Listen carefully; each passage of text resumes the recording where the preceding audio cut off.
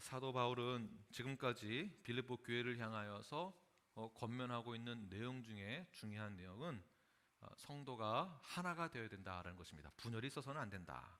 그리고 예수님이 먼저 우선순위가 되어야 한다라는 것을 강조하고 있습니다.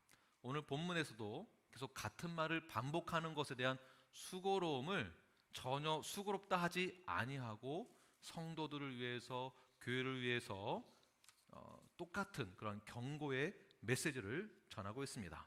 그 경고의 메시지가 무엇인지를 잘 한번 들어보시길 바랍니다. 성경에서 찾아보시기를 바랍니다. 2절 말씀을 우리 함께 읽겠습니다. 시작. 개들을 삼가고 행악하는 자들을 삼가고 몸을 상해하는 이를 삼가라. 사도 바울이 교회가 하나가 되기 위하여서, 그리고 예수 그리스도 중심으로 살아가기 위하여서, 헌신된 삶을 살아가기 위해서는 어떻게 해야 하는가, 그리고 무엇을 조심해야 하는가에 대해서 말을 할 때 무엇을 삼가야 되는가? 첫 번째 무엇입니까? 개들을 삼가라. 여러분, 개를 삼가시기 바랍니다. 개를 좋아하는 분 많이 계시죠? 네, 얼마나 개를 사랑하나요? 애완견. 개를 사랑하시면 두 분이 제일 앞자리에 계시네요. 두 분 다. 네. 근데 성경에서 개를 삼가라고 하는데 어떻게 하면 좋을까요? 더 사랑해야 돼요? 명령이 어긋나는 건데. 네, 여기서 말하는 개는 애완견을 말하는 것이 아닙니다. 성경에서 개라는 단어를 등장시킬 때에는 부정적인 그러한 뜻으로 개라는 단어를 사용하게 됩니다. 친근하고 주인을 보고 꼬리를 흔드는 그러한 애완견이 아니라, 성경에서 말하는 개는 사람들에게 피해를 주고 위협하는 들개를 말하고 있는 것입니다. 자, 들개 같은 존재가 어디를 공격하고 있습니까? 성경에서 본다면 교회를, 그러니까 성도들을 공격한다라는 것이에요. 이 말은 교회 안에 들개가 있다는 것을 말하고 있는 것입니다. 그래서 들개를 삼가라. 자, 이 말은 교회는 들개가 있어서는 안 된다는 것을 말하고 있는 것이에요. 교회 안에 들개가 있어도 된다라는 것이 아니라 들개가 있으면 안 된다라는 것이다 라는 것을 말하고 있습니다. 또 개라는 단어를 사용할 때 개라는 단어의 뜻이 포함되어 있는 그러한 영적인 의미로는 무엇이 있느냐면, 비양심적이고 탐욕이 많으며 더러운 것을 상징적으로 사용할 때 쓰는 단어가 바로 개이기도 합니다. 개.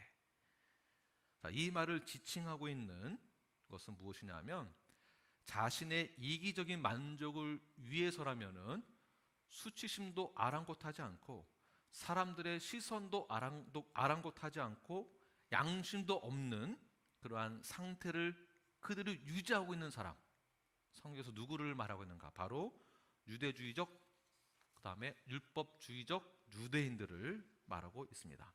이단들 또는 도덕적 악을 행하는 자들, 또는 성경을 왜곡하는 자들, 이들을 개라고 보는 것입니다.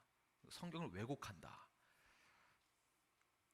좀 더 쉽게 표현해 본다면, 성도들 사이에서 이간질하고 비방하고 폭력적인 자들을 일컬을 때 개라는 말을 사용하는 것이죠.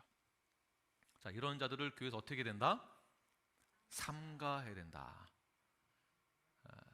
내가 개의 역할을 해서는 안 된다는 거지. 네. 그리고 개의 역할을 하는 자들이 있으면 교회는요, 바로 잡아주는 것이지, 개의 역할을 하고 있는 사람을 그대로 방치해둬서는 안 된다는 것입니다. 사도 바울은 교회가 하나가 되기 위하여서, 성화를 이루어 나가기 위하여서, 주님의 일을 가장 우선순위로 하기 위하여서 이 같은 경고를 지속적이고 반복적으로, 오늘 1절 말씀 보게 되면 같은 말을 계속한다는 것이거든요. 같은 말을 계속한다는 것입니다. 자, 두 번째, 바울이 지속적이고 수고롭게 반복하면서 경고하고 있는 메시지는 무엇입니까? 행악자들을 삼가라. 지금 성경 보고 계시죠? 행악자들 삼가는 것입니다. 자, 문자적으로 행악자들을 해석할 때 행악자는 악한 일꾼이라고 보는 것입니다. 악한 일꾼. 행악자는 악한 일꾼이다. 악한 일꾼의 반대말은 무엇일까요? 선한 일꾼이겠죠. 자, 선한 일꾼을 뜻하는 것은 또한 무엇이겠습니까? 주님의 일꾼 또는 사역자 또는 복음을 전하는 자, 복음을 가르치는 자 또는 넓은 의미로는 성도들도 여기에 포함되는 것이죠. 성도들도 주님의 일꾼이니까 선한 일꾼으로서 여러분들 교회가 다 포함되어지는 것입니다. 자, 그렇다면 교회 안에 주님의 일꾼 중에도 뭐가 있다는 것입니까? 악한 일꾼이 있다, 행악자가 있다라는 뜻이겠죠. 악한 일꾼이 있다. 자, 이 말은 교회에 악한 일꾼이 있어도 된다라는 뜻일까요? 아니면 교회가 악한 일꾼이 있으면 안 된다라는 뜻일까요? 안 된다라는 뜻으로 경고하는 것이겠죠. 본문에서 말하고 있는 악한 일꾼을 다시 정의를 내려본다면 잘 들어보시기 바랍니다. 어떠한 사람이 악한 일꾼인가? 복음을 위해서, 주님의 나라를 위해서 일한다라는 미명 아래 자신의 사리 사욕을 채우기 위해서 하는 자들을 악을 행하는 자, 악한 일꾼이다라고 말하는 것입니다. 자신의 사리 사욕을 채우기 위하여서 성도들을 이용한다든지, 서로가 서로를 이용한다든지, 교회를 이용한다든지, 지금 밖에 있는 세상 사람들을 말하는 것이 아니라 교회 안에 주님의 선한 일꾼들 중에서도 악한 일꾼이 이렇게 있다라는 것이에요. 이런 것을 삼가해야 된다. 사도 바울은 지속적이고 반복하면서 아주 강력한 경고의 메시지를 던지고 있습니다. 1절 말씀 다시 보면 이러한 수고가 나한테는 수고가 안 된다라고 말하고 있거든요. 같은 말을 반복하는 것에 대해서. 같은 말을 반복하는 입장을 가진 사람들이 보통 말을 하는 사람들이죠. 네, 그러니까 설교자의 입장에서 성도들에게 강력한 경고의 메시지를 전한다는 것은요, 쉬운 게 아닙니다. 한 번은 1년에 한 번은 그렇게 어떻게 할 수 있다 쳐. 그런데 지속적으로 계속한다? 눈치 보이게 되어 있어요. 이 말하면 저 사람 삐지면 어떡하지? 이 말을 하면 저 사람이 교회 나간다고 하면 어떡하지? 이 말을 했을 때 오히려 나를 공격하면 어떡하지? 내가 이 말을 했을 때 내가 오해를 받으면 어떡하지? 이것이 수고가 되고 이것이 생각하게 되고 나중에는 스트레스가 되어지고 그러면 말할 수 없게 되는 거거든요. 근데 사도 바울은 그럼에도 불구하고 지속적으로 같은 말을 반복해서 한다. 사명감 가지고 하는 거예요. 제가 이 경고의 메시지를 쉽게 하는 것 같지만 이 경고의 성경에서 말하는 이 메시지가요, 저한테도 찔림이 되고 저도 괴롭습니다. 이 말을 다시 전하는 저의 입장도 되게 힘들어요. 힘들면은 이 말을 살짝만 얘기하고 넘어가면 되거든요. 근데 그럴 수 없는 것이 또한 또 힘들어요. 저 또한 말씀 그대로 선포하는 것을 저의 사명이라고 생각합니다. 여러분들도 성경에서 말하는 것을 내가 듣기 좋은 소리만 잡아서 듣는 것이 아니라 성경에서 무엇을 말하는지를 정확하게 들으시고 내가 변화가 필요하거나 이 말씀 나에게 반드시 어떤 상황을 변화시킬 수 있는 말씀, 하나님이 주신 말씀이라고 생각한다면요, 변화가 있어야 하는 것입니다. 자, 여기서 말하고 있는 악한 일꾼, 이런 일꾼은 고린도후서에서 또 이렇게 말씀하고 있습니다. 11장 13절 말씀 함께 읽겠습니다. 시작. 그러한 사람들은 거짓 사도요 속이는 일꾼이니 자기를 그리스도의 사도로 가장하는 자들이니라. 네, 제가 한 말이 아니라 성경에 나와 있는 말입니다. 교회 안에도 거짓 사도가 있다, 거짓 목사가 있다, 거짓 성도가 있다, 거짓 일꾼이 있다라는 것이겠죠. 자신을 사도로 가장하고 자신을 목사로 가장을 하고 자신을 성도라고 가장을 하면서 거짓 교훈을 귓속말로 전한다든지 거짓 교훈을 계속 심어준다든지 이것을 교회 안에서 삼가해야 된다. 자, 이 말을 사도 바울은 왜 하는 것일까요? 빌립보 교회 안에 이러한 거짓 교사들이 많이 있었기 때문에. 인용한다면 개들이 많이 있었고 또 인용한다면 무엇입니까? 행악자들이 많이 있었다는 것이겠죠. 세 번째, 무엇일까요? 세 번째는 성경 보세요. 몸을 상해하는 일을 삼가라. 이게 무슨 말인지 한번 잘 들어보시길 바랍니다. 몸을 상해하는 일. 자, 내 몸을 상하게 하는 일을 말하겠죠. 자해하는 거. 이거 하지 말라라는 것이에요.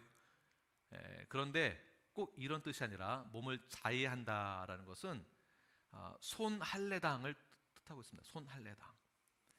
자, 그렇다면 손할례당은 무엇인가? 잘 들어보십시오. 원래 할례의 참 뜻은 내가 선택받은 것에 대한 외적인 표현이에요. 하나님에게 선택받았고 하나님의 자녀가 되었다라는 외적 표현으로 피부의 표피를 잘라내는 것을 말하고 있습니다. 잘라냄으로 내가 하나님의 자녀가 되었다는 것을 증명하는 것이죠. 그러나 원래 할례의 참 뜻은 단순히 표피를 절단하는 행위만 갖고 있는 것이 아니라 하나님의 자녀로서의 삶을 살아내면서 하나님을 의지하는 자가 되는 것을 생각하게 하는 것, 내 소속이 어디에 속해 있는지를 분별하게 해주는 것이 이 할례자의 뜻이거든요. 그런데 손 할례자는 거짓 할례자와 같습니다. 무슨 말이냐면 참 경건도 없고 도덕성도 없고 참 진리도 모르는 자들이 몸만 상해했다라고 보는 것이에요. 다시 말해서 하나님의 참된 은혜도 잘 모른 채 교회에서 출석만 한다. 하나님의 은혜와 긍휼하심과 자비하심을 잘 모른 채 성도라고 말만 한다. 예배만 드린다. 이러한 자들을 손할례자라고 보는 것입니다. 이러한 자들은 자신의 힘으로, 자신의 능으로, 노력으로 모든 것을 다 할 수 있다라고 생각을 합니다. 이 말은 살을 잘라내는 의식만 가지고도 나는 구원을 받을 수 있다, 나는 진짜 성도다라고 생각을 한다라는 것이죠. 그러한 자들에게 사도 바울은 강력하게 경고의 메시지, 권면을 하고 있습니다. 겉으로는 성도라고 하느냐? 하나님을 겉으로는 안다고 하느냐? 그러나 하나님에 대해서 알지도 못하는 자들, 이러한 자들은 성경의 무호성이 뭔지 모릅니다. 성경의 권위를 인정하지 않는 것이죠. 그러니까 성경에서 말하는 것을 따르지 않습니다. 그건 그 얘기, 나는 나. 성도들 중에 교회 안에 있다라는 것이에요. 그러한 자들은 하나님의 은혜를 너무 가볍게 여기죠. 그러니까 언약을 가볍게 여긴다든지 말씀에서 성경에서 말하고 있는 그 말씀의 내용과 율법적인 것을 무시한다든지. 자, 율법적인 것 좋은 것입니까? 나쁜 것입니까? 율법을 지키는 것은 좋은 거예요. 당연히 해야 하는 것이에요. 근데 율법주의자가 상징하는 것은 무엇이냐면 율법을 통해서 구원을 받는다라는 이 부분이 잘못됐다는 것이지, 성경에서 말하는 율법을 지키는 것은 당연히 지켜야 하는 것입니다. 성경적인 것에 순종하는 것이 저희들의 삶의 기준이 되어야 합니다. 자, 그러므로 몸을 상해하는 일, 손할례당은 잘못된 것이다 라고 볼 수 있습니다. 그렇다면 손할례당의 반대는 무엇일까요? 교회 안에 세 가지 부류를 삼가해야 하는데, 그렇다면 반대로 교회 안에는 어떠한 자들이 있어야 하는 것일까요? 누가 진짜 할례당일까요? 누가 참된 마음의 할례를 받은 자일까요? 3절 말씀을 함께 읽겠습니다. 시작. 하나님의 성령으로 봉사하며 그리스도 예수로 자랑하고 육체를 신뢰하지 아니하는 우리가 곧 할례파라. 보시면 우리가 할례파라, 우리가 진짜 마음의 할례를 받은 자들, 우리가 진짜 그리스도 성도다라고 보는 것이에요. 그렇다면 우리가 누구냐? 여기에 우리가 될 수 있는 그 자격을, 그 자격의 기준이 무엇일까요? 참된 그리스도인을 할례당이라고 하는데, 구약 시대에서 하나님의 백성의 외적인 표시가 할례를 받는 것이었습니다. 마음의 할례, 즉 영적으로 거듭나는 것을 말하고 있습니다. 이것이 진정한 그리스도인이고 할례당이다라고 보는 것이죠. 그렇다면 영적인 이스라엘, 영적인 하나님의 자녀, 어떻게 증명되어지는가? 첫 번째가 바로 성령으로 봉사하라라고 보는 것이죠. 여러분, 성령으로 봉사하시는 저와 여러분이 되길 바랍니다. 성령으로 봉사하라. 만약에 오늘 성령으로 봉사하라라는 이 주제를 가지고 성경 본문을 가지고 주제 설교를 한다고 한다면 어떻게 설교할 수 있을까요? 여러분 봉사 많이 하시길 바랍니다. 봉사하되 성령의 충만함으로 봉사하세요. 아마 이렇게 설교하게 될 것이에요. 그러나 여기서 말하는 성령으로 봉사라는 뜻은 그 봉사가 아닙니다. 그 봉사가 그 봉사가 아닌 거예요. 영어로 뭐라고 나와 있습니까?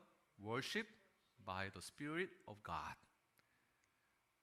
그 봉사가 아니죠. 그럼 봉사는 무엇을 상징하는 것일까요? 단순히 영어로 보면 그냥 worship이에요. worship. 이 봉사를 왜 이 worship을 봉사라고 번역했는가? 어떠한 영어 성경 버전에는 서비스라고 나와 있거든요. 근데 그 서비스가 worship 서비스 될 수 있는데 그 서비스를 봉사로 한 것 같아요. 그래서 개역 한글, 개역 개정에서의 이 한글 번역은 성령으로 봉사라고 나와 있지만 쉬운 성경, 그 다음에 우리말 성경, 기타 현대어 성경에서는요 예배라고 나와 있습니다. 그것도 신령과 진정으로 드려지는 예배라고 표현을 하고 있어요. 그렇다면 이것을 우리가 어떻게 해석할 수 있는가? 로마서 9장 4절 말씀 한번 보겠습니다. 시작. 그들은 이스라엘 사람이라. 그들에게는 양자됨과 영광과 언약들과 율법을 세우신 것과 예배와 약속들이 있고.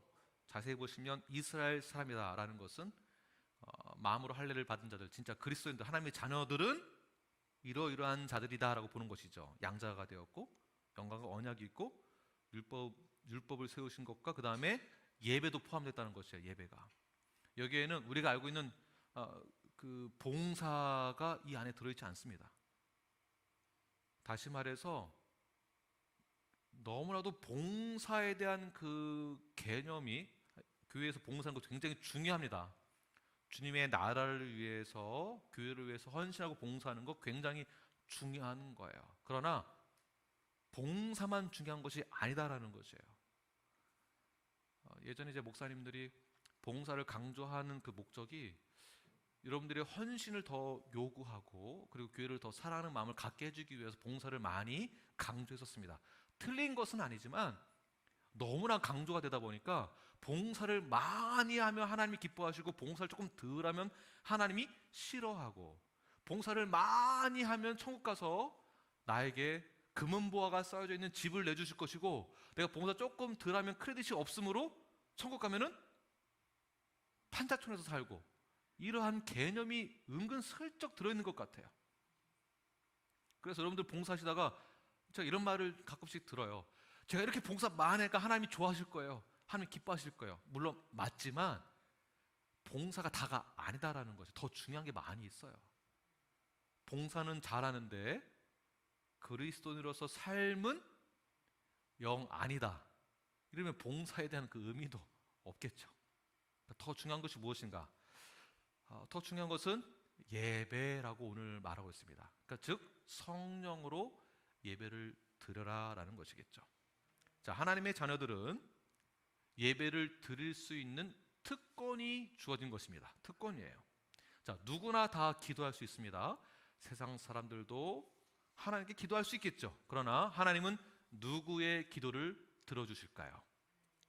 하나님의 자녀들에게 기도 응답해 주십니다. 누구나 다 예배 드릴 수 있습니다. 그러나 누구의 예배를 들어주실까요? 하나님의 자녀의 예배를 들어주시는 거예요. 그러므로 예배는 우리의 특권이 되어진다라고 보는 것입니다. 우리가 한국말로는 봉사라고 했지만 이 봉사의 원어로 보게 되면 이 원어 자체가 특권이라는 것을 나타내주고 있습니다. 즉 예배가 특권이다. 이 특권을 우리 모든 분들이 누리고 있습니다. 그러므로 예배 형식에 쫓기거나 예배의 전통에 매여서 그 예배가 나에게 부담이 되는 것은 옳지 않겠죠. 주일날 예배 안 드렸다고 지옥 가겠습니까? 꼭 그렇지만은 않다라는 것이에요. 그러나 우리가 헌신하기로 다짐한 것은 끝까지 지켜내는 것은 반드시 필요합니다. 왜냐하면 오늘 드려지는 주일 예배도 중요하지만 나의 삶으로 드려진 예배도 또한 있기 때문에 그렇습니다. 네.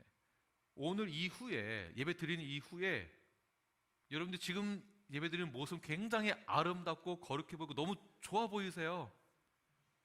끝나고 나가실 때 얼굴 싹 바뀌시면 안 되는 거예요. 화장실 들어가고 나오고가 그렇게 되면 안 된다라는 것이겠죠. 우리의 삶 자체도 예배가 되어야 하는 것입니다. 그래서 신령과 진정으로 하나님께 어느 때든지 어느 곳에 있든지 예배를 드리는 특권이 주어졌기 때문에 그곳에서 항상 예배자로서 살아내시는, 성령으로 예배하시는, 신령과 진정으로 성령으로 봉사하시는 그 특권을 누리시는 저와 여러분이 되길 바랍니다.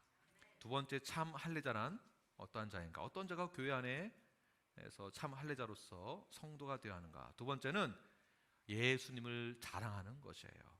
3절 말씀에 나와 있습니다. 우리 함께 따라하겠습니다. 예수님을 자랑하라. 네, 그리스도 예수로 자랑하시는 여러분들이 되기를 바랍니다. 참 할례당의 두 번째 조건이 예수님을 자랑하는 것입니다.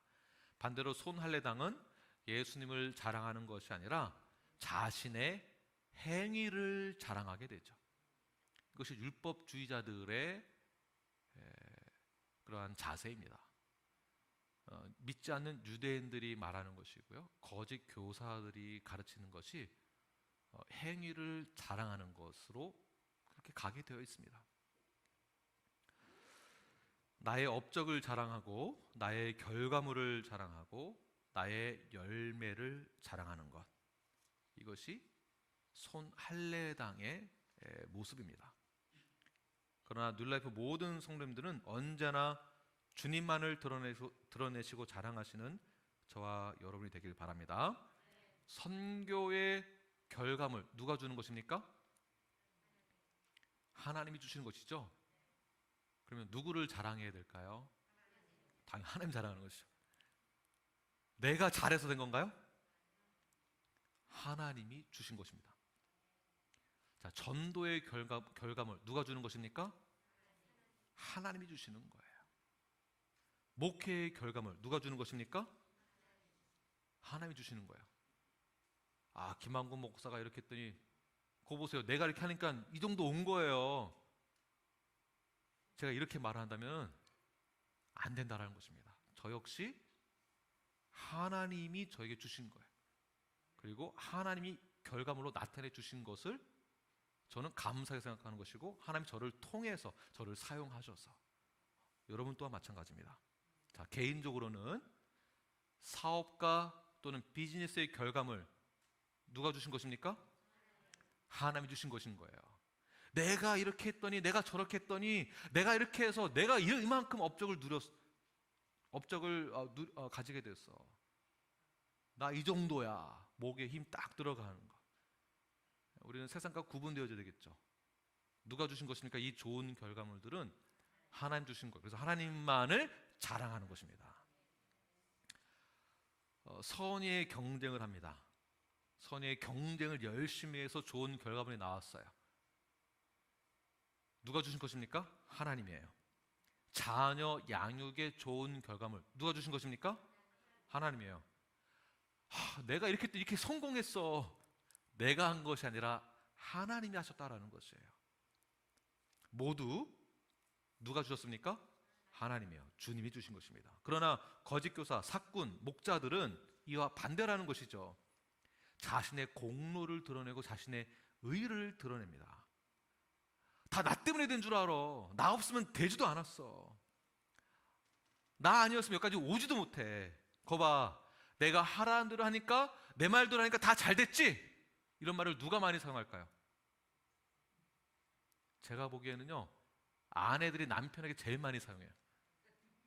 내 말대로만 해봐. 거봐, 내 말대로 하니까 다 잘 됐지? 네, 어떠세요? 네, 감사합니다. 한 분 말씀에 대답해 주셨네. 내 말대로만 해봐봐. 다 잘 될 거야. 누가 제일 많이 사용하는가? 엄마들이 제일 많이 사용해요. 아이들한테. 엄마 말만 잘 들어. 실패 없어. 내 말대로만 해봐봐. 다 잘 돼. 그렇다고 지금 엄마나 아내들이 다 잘못했다, 지금 이 얘기가 아니라 나 자신을 드러내는 것이 내 자랑이 되어서는 안 된다라는 것입니다. 자, 보통 나 자신의 의와 공로와 행위를 통한 결과물들을 자랑하는 자들이 갖는 사고방식은 뭐냐면요, 이것이 교회 안으로 들어오게 되면은 내가 이렇게 하니까 내가 구원을 받을 수 있어 라고 하는 거예요. 이게 잘못된 가르침이다라는 것입니다. 나의 공로는 아무것도 없이 하나님의 은혜를 통해서 우리에게 거저받은 그 선물은 죄에서, 사망에서부터 생명으로 옮겨지게 된 하나님의 놀라운 그 긍휼하심 때문에 우리가 지금 이 자리에 있게 된 것이지, 내 공로와 은은 하나도 없다라는 것이에요. 그러니까 세상적인 사고로는요, 성경을 이해하기가 쉽지가 않아요. 잘못된 가르침은 교회 안에서 없어져야 된다. 그러므로 우리는 오직 그리스도만을 자랑해야 됩니다. 고린도후서 10장 17절 말씀 함께 읽겠습니다. 시작. 자랑하는 자는 주 안에서 자랑할지니라. 자, 자랑을 하라는 건가요? 하지 말라는 건가요? 자랑은 하라는 거예요. 그런데 어떻게 하라고요? 주 안에서 자랑을 하는 거예요. 그냥 단순히 예를 한번 들어보겠습니다. 단순히 우리 승희자매님 사업에서 대박이 나가지고 성공했어요. 네, 아멘. 네, 그리고 연 매출액이 전보다 한 100배 올랐다고 쳐서 지금 그 수입이 이렇게 생겼어요. 자랑할 만 하겠죠? 그럼 어떻게 자랑하면 좋을까요? 내가 한 것이 아니라 하나님이 나를 통해서 이렇게 하게 하셨다고. 그러면 이 자랑을 어떻게 풀어가면 좋을까요? 감사함을 풀어가고, 하나님 나에게 성공해 주신 이유가 무엇일까요? 이것을 깨닫는 게 더 중요하겠죠. 수평적으로 어떻게 해야 한다라는 거예요. 왜 나에게 하나님이 이렇게 해주셨는지를. 내 공로면은요, 나를 드러내는 데 사용할 것이에요. 하나님이 주신 것이면은요, 하나님을 자랑하게 되면은요, 나를 위한 곳에 쓰는 것이 아니라 수평적으로 쓰게 되는 거예요. 수평적으로 어떻게 하나님의 일을 위해서 내가 사용할 수 있을까? 왜 하나님이 나에게 이러한 결과물을 주셨을까? 이것을 생각하게 된다는 것이에요. 그래서 주의 나라를 위하여서 모든 것이 사용되어야 합니다. 나를 위한 것이 아니라. 이것이 크리스찬의 모습, 참된 할례자의 자세입니다. 세 번째는 무엇일까요? 참된 할례자란 3절 보시면 뭐라고 나와 있습니까? 육체를 신뢰하지 말아야 합니다. 여기서 육체란 무엇을 상징하고 있을까요? 육체를 신뢰하지 않는다라는 것은, 여기서 육체라고 말하고 있는 특징은 무엇이냐면 외형적인 특권을 말하는 것이에요. 외형적인 특권. 그러니까 특권을 가지고 있는 자를 육체를 신뢰하지 말아라라고 말하고 있는 것입니다. 자, 여기서 말하고 있는 외형적인 특권은 어떠한 것을 성경에서 말하고 있을까요? 바로 선민사상입니다. 선민사상. 혈통에 의해서만 하나님의 백성이라고 믿는 것, 하나님의 백성이 되었다고 믿는 것. 그러나 육체를 신뢰하는 자들은요, 아브라함이 믿음의 발걸음을 내딛음으로 시작되어졌던 이 모든 것을 다 잊어먹었거나 까먹은 거예요. 아니면 믿지 않거나. 그래서 율법을 따르는 자들은 아브라함의 믿음을 저버리고 모세부터 시작하죠. 모세 율법만을 더 의지한다는 것이에요. 그러나 진짜 할례자는 율법이 아니라 믿음이에요. 믿음. 아브라함의 믿음. 아브라함의 믿음을 있는 자들은 선민사상에 좌지우지하지 않습니다. 오직 믿음의 관점을 가지고 믿음으로 풀어가게 되는 것이죠. 그리스도인은 믿음으로 참 할례를 받은 자입니다. 로마서 2장 29절 말씀을 함께 읽겠습니다. 시작. 오직 이면적 유대인이며 할례는 마음에 할지니 영에 있고 율법 조문에 있지 아니한 것이라. 그 칭찬이 사람에게서가 아니요 다만 하나님에게서니라. 자, 할례는 마음에 하는 것이에요. 마음에. 내가 목사 아들이라고 자동적으로 구원받게 되는 건가요? 그렇지 않습니다. 또는 목사 아들이니까 당연히 잘 믿겠지, 그렇게 보는 것도 옳지 않습니다. 당연히 목사 아들이기 때문에 목회자 가정에서 신앙적 교육을 잘 받아야 하는 것은 맞습니다. 그러나 목사 아들이라고 당연히 자동적으로 구원받는 것은 아니다라는 것이죠. 내 남편이 목사야. 그렇다고 그 아내가 자동적으로 구원받는 것인가요? 아닙니다. 우리 사촌이 목사야. 아무 상관없습니다. 그런 것처럼 율법의 조문을 가지고서 자동적으로 하나님의 자녀가 되었다고 볼 수 없다는 것이에요. 율법의 조문은 무엇인가? 율법의 조문을 영어로 보게 되면 The Written Code라고 나와 있어요. 코드. 이 코드는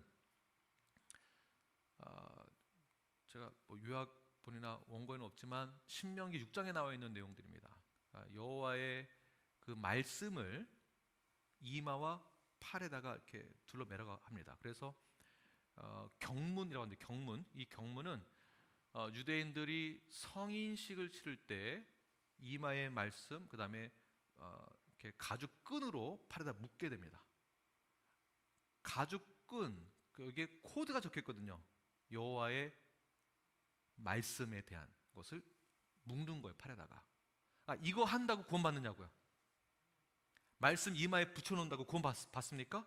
그게 아니다라는 것이에요. 그런 특권을 누리려고 하지 말고 진짜 믿으라라는 것이에요. 교회는 믿는 성도가 있어야 한다는 것을 말하고 있는 것입니다. 그냥 왔다 갔다 한다고 해서 성도가 되는 거 아니라는 것이에요. 예배 드렸으니까 성도가 된다? 아니에요. 진짜 믿어야 한다는 것을 말하고 있는 것입니다. 만약에 손 할례당처럼 경문을 계속 팔에 감고 이마에 붙이고 나한테 코드가 있고 어떤 특권이 있다라는 것으로만 구원을 받을 수 있다라고 한다면요, 바울은요 최고로 높은 사람 중에 한 사람이에요. 4절부터 6절의 내용을 한번 보시기 바랍니다. 육체를 신뢰할 것이 있는 줄로 생각하면 나는 더욱 그리하다. 그만큼 자랑할 것이 많다라는 것이에요. 육체적으로. 5절, 나는 8일 만에 할례를 받았고 이스라엘 족속이고 베냐민 지파요 히브리인 중에 히브리인이요 율법으로는 바리새인이요. 6절 읽겠습니다. 시작. 열심으로는 교회를 박해하고 율법의 의로는 흥이 없는 자라. 자신의 육체를 의지할 수 있는 자, 자신의 육체를 자랑해도 될 만한 자가 누굽니까? 사도 바울이에요. 어마어마한 사람인 거예요. 어마어마한 이 경력과 이력과 실력 있는 사람이기 때문에 자신의 육체를 자랑하고 의지해도 될 만한 자, 얼마나 완벽한지 모릅니다. 사도 바울은 정말 자랑해도 될 만한 사람이에요. 이력, 경력, 실력, 인맥이 뛰어난 사람. 그러나 그가 고백하는 것 무엇입니까? 자신을 자랑하는 것이 아니라, 내 육체를 의지하는 것이 아니라, 7절 그의 신앙 고백이에요. 함께 읽겠습니다. 시작. 그러나 무엇이든지 내게 유익하던 것을 내가 그리스도를 위하여 다 해로 여길 뿐더러. 자, 바울이 회심하고 바울이 거듭나였고 바울이 정말 구원의 확신을 갖게 되었습니다. 그는 완전히 인생이 변화가 일어나게 된 것이죠. 완전히 바뀐 겁니다. 인생의 가치관이 바뀌고 세계관이 바뀌었습니다. 성경적인 세계관으로 완전히 바뀌게 된 것이죠. 나에게 유익하던 모든 것을 다 해로 여긴다. 오직 예수 그리스도 중심으로 내가 살아가겠습니다. 이것이 진짜 마음의 할례를 받은 자라는 것이에요. 즉 성도라는 것입니다. 성도는요, 교회 오는 게 성도가 아닌 거예요. 정말 세계관이 바뀌었느냐예요. 인생관이 완전히 바뀌었느냐. 세상의 것을, 나에게 유익하던 것을, 나에게 정말 특권이 있었던 것을 다 버릴 수 있을 만큼의 그러한 마음의 준비가 되어 있느냐. 이러한 자들이 성도라고 보는 것입니다. 다시 말해서 성도에게서 가장 유익한 것은 저에게는 예수님밖에 없습니다. 이 고백이 나와야 돼요. 오직 예수 그리스도. 자, 그렇다면 여러분들에게 있어서 가장 유익한 것은 무엇입니까? 여러분들의 중심에 가장 유익한 것이 무엇이 내 중심에 자리 잡고 있습니까? 지금까지 나의 사고와 지금까지 나의 중심, 예수님을 영접하기 전까지는 나 중심의 목표를 가지고 살아갔지만 내가 거듭났고 주님을 영접했다고 한다면, 구원을 받았고 성도라고 한다면 예수 그리스도를 위해서는 지금까지 모든 나에게 유익된 것을 해로 여길 수 있어야 한다는 것이에요. 네, 아멘하기 힘드시죠? 너무 힘들죠? 그러나 아멘 하셔야 됩니다. 뒤늦게 아멘 하신 분 빼고. 네. 이게 성도예요. 저희가 지금 어려운 길 가고 있는 거예요. 결단하고 가야 되고요. 정말 신앙 고백이, 우리가 이런 동일한 신앙 고백을 하고 신앙생활을 해야 하는 것입니다. 자, 8절에는 모든 것을 해로 여김은 이렇게 말을 하고 있는데, 이 모든 것을 해로 여긴다, 뭐 특별히 내가 이렇게 드러낼 게 많지는 않지만 그래도 우리가 나 중심으로 살려고 했던 것이 있잖아요. 내가 중심에 목표가 있었잖아요. 내가 유명해지는 것, 내 필드 안에서 경쟁에서 이기기 위해서는 내가 실력을 갖추는 것, 실력을 갖췄을 때 내가 누릴 수 있는 특권이 있을 것이고, 외모나 가문이나 건강에 대한 자부심을 갖고 있는 분들도 계시겠죠. 사회적 신분이나 내 자랑, 경력, 지식, 지혜, 연륜, 이런 것이 나에게 도움이 되긴 하지만 예수님보다 더 많이 도움이 되는 것을 선택해서는 안 된다는 것이에요. 그런데 이것을 한 번 해로 여긴다고 했을 때 그냥 한 번으로 끝나는 것이 아니라 회심 이후에 모든 것을 해로 여기는 것으로 지속적인 삶의 행위의 모습이 있어야 한다는 것입니다. 계속. 언제까지요? 천국 갈 때까지. 그런데 우리는 이런 생각이 들어요. 내가 지금까지 어떻게 살았는데 이거 얼마나 아까워요. 내가 어떻게 살았는데, 내가 여기까지 오느라고 참고 견디는 게 얼만데, 시간, 노력, 눈물, 인내. 우리 계속 승희자매님만 말씀하게 됐는데, 승희자매님 이민 오셔가지고 지금까지 사업하시면서 지나온 시간들, 인내해 오면서 말하지 못할 여러 가지 사건도 많았는데 이걸 다 어떻게 해로 여길 수 있겠습니까? 이게 나의 인생의 전부인데 이걸 해로 여기래요. 쉽지가 않잖아요. 그러다 보니까 우리는 보상심리가 생겨요. 여기서 보상심리. 만약에 하나님이 지금 내가 이렇게 이루어낸 것보다 더 좋은 걸 주면은 내가 이거 없어도 됩니다. 그리고 이걸 선택할게요. 그러니까 나한테 더 좋은 걸 주세요. 이렇게 되겠죠. 지금 쌓아놓은 것보다 더 좋은 걸 주면은 이거 버릴 수는 있어. 이것이 우리의 인간의 생각이에요. 하나님 더 좋은, 더 많이 주세요.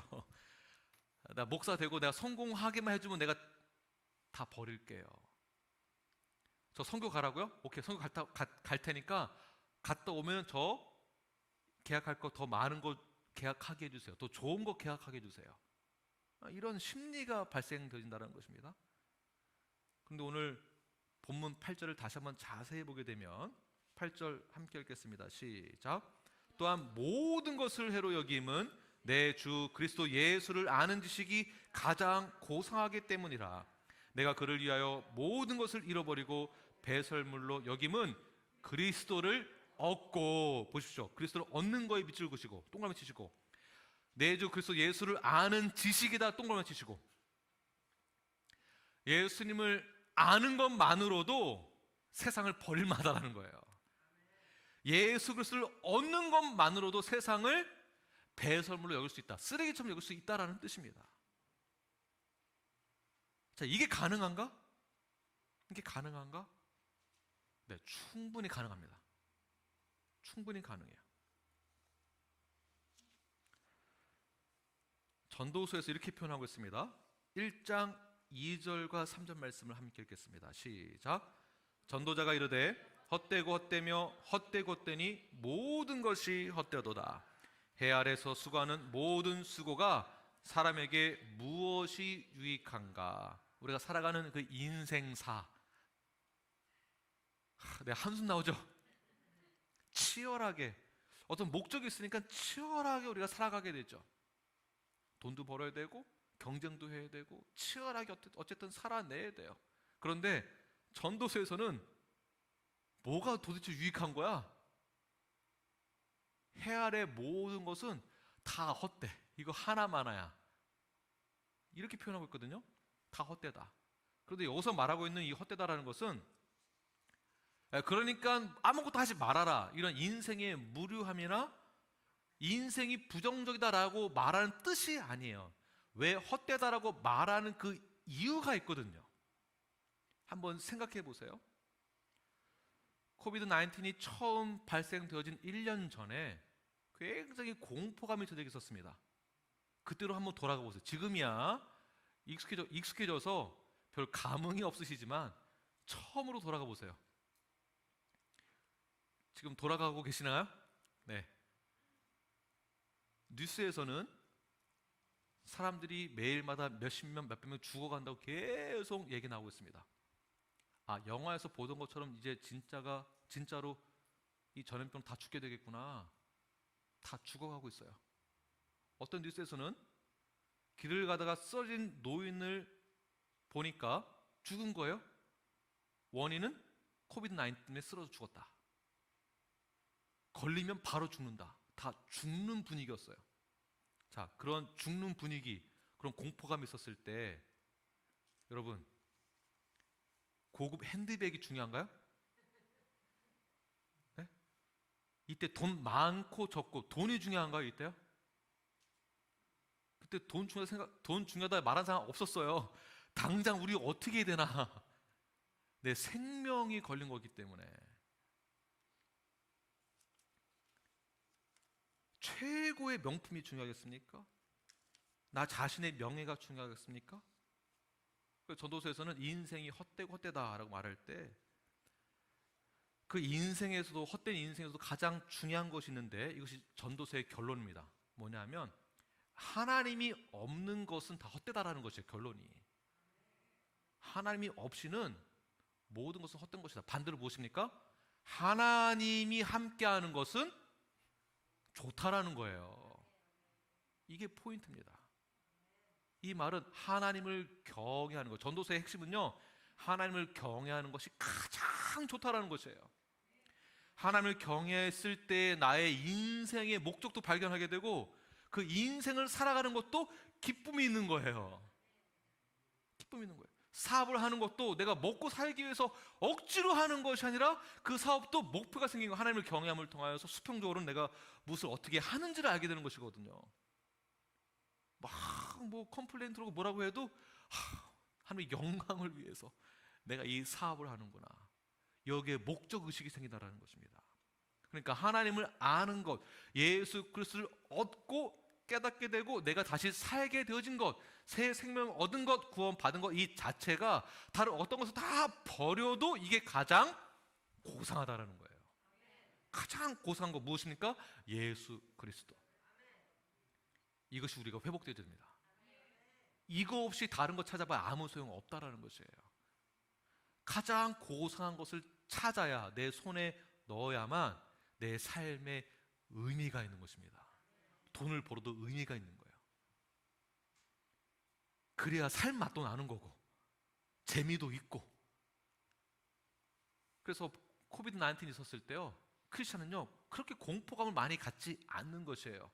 거기에도 하나님의 뜻이 있다고 믿거든요.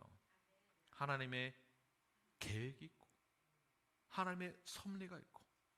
지난주 말씀으로는 기나긴 터널을 지나가는 것이 너무나 힘들지만 결국에는 끝에 도달하는 순간 빛이 있습니다. 저희 교회에도 여러 문제가 있었지만 결과적으로 하나님의 그 계획하심 가운데, 섭리 가운데 어떤 목적을 우리가 발견하게 되고 다시 힘을 얻는 것이거든요. 개인에게도 마찬가지. 개인에게도 삶의 여러 가지 어려운 일들이 있지만 그 환난을 통하여서 우리는 인내를 우리가 배우게 됩니다. 인내를 통해서 우리는 캐릭터를 갖게 되는 것이죠. 바로 크리스찬의 캐릭터예요. 그 안에 하나님 함께 하심을 경험하게 되고, 그래서 하나님을 아는 것, 예수 그리스도를 아는 지식, 예수 그리스도를 얻는 것을 뭐라고 하는가? 그리스도 안에서, 그리스도 인하여서 갖게 되는 이것을 뭐라고 하냐면요, 지적인 혁신이다라고 보는 거예요. 지적인 혁신. 그래서 교회에서 일 많이 하고 뭐하고 중요하지만 더 중요한 것은 무엇이냐면 예수님이 누군지를 아는 거예요. 201에서 배우는 게 예수님이 누구신가예요. 3단계에서 배우는 것은요, 그 예수님이 나에게 어떠한 분이냐라는 거예요. 4단계에서는 예수님을 안 자들은, 예수님을 경험한 자들은 어떻게 살아가야 하느냐, 이게 4단계예요. 사실은요, 어떻게 살아가야 되는가, 무엇이 나에게 중심에 서 있는가. 거짓교사, 이단은 남을 해치는 개와 같습니다. 행악자입니다. 손할례당이며 자신의 이익을 위해서는 사람들의 눈빛조차 아랑곳하지 않는 자들입니다. 이들의 가르침은 행위를 통하여서만 구원을 받을 수 있다고 합니다. 그러나 참된 할례당, 참된 마음의 할례를 받은 자들은 언제나 어느 곳에 있든지 신령과 진정으로 예배를 드리는 자들입니다. 항상 예수님을 자랑하고 나의 경력과 나의 육체를 자랑하지 않습니다. 오히려 예수 그리스도를 아는 그 지식이 가장 고상한 것임을 깨닫는 자들은 이 세상의 것을 성경적으로는 배설물로 여길 줄 알며, 그리고 오직 믿음을 간직하고 그 믿음을 통하여서 내가 하나님의 자녀가 되었음을 기뻐하며 그것을 누리는 자들이 성도라고 보는 것입니다. 이렇게 사도 바울의 고백처럼, 신앙 고백처럼 저와 여러분 모두가 동일한 신앙 고백을 통하여서 온전한 교회를 이루어 나가며 성화를 이루어 나가는 저와 여러분이 되길 간절히 축원합니다. 네, 기도하겠습니다.